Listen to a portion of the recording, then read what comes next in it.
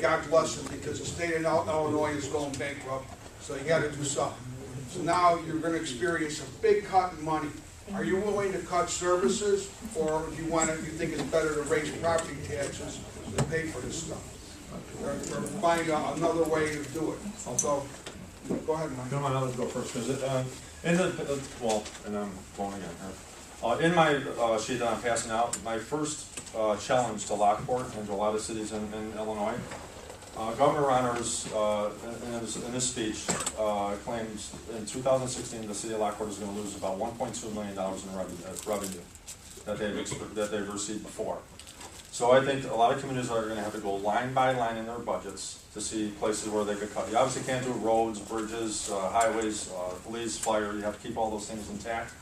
But there are a lot of areas I think that you could look at line by line, and whether or not you don't have to cut the whole thing, maybe by percentages. So if you look at a 10% cut across the board, maybe we could save that 1.2 million and not have to raise taxes, which is obviously the ultimate goal of any municipal government. So to me, it's an important part of any city right now, and Lockport specifically, and it's online. You can look it up, how much cities are going to lose, and Lockport is in line to lose over $1.2 million, and this is in the year 2016. So it's better to be proactive than reactive, so I think we should act now. Thank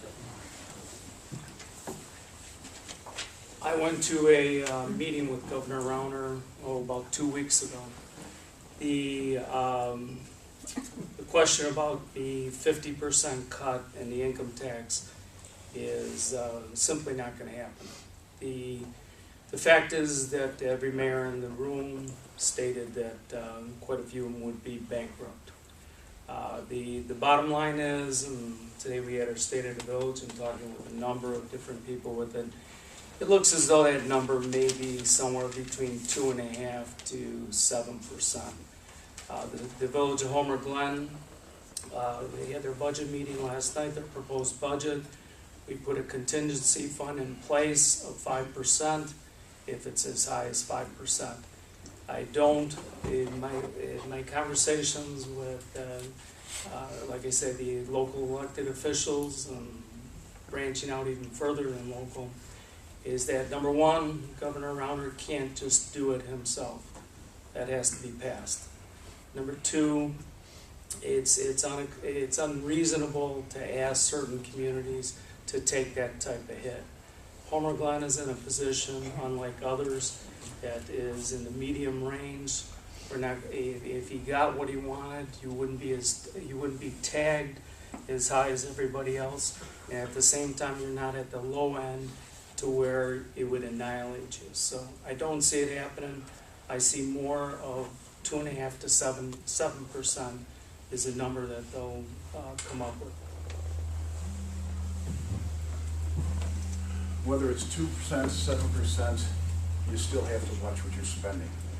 If you don't have it, you don't spend it. If you don't need it, you don't buy it. You know, it's real simple, and it doesn't mean because he's going to start doing this in 2016 that we got to wait that long. This is something that we should be paying attention to now. For us just to be able to go out there and spend whatever we spend is wrong. There again, it's all the residents should have a voice in this. And right now, they don't. So you don't want to get in a position to where you are upside down, because it's next to impossible to bring yourself back up.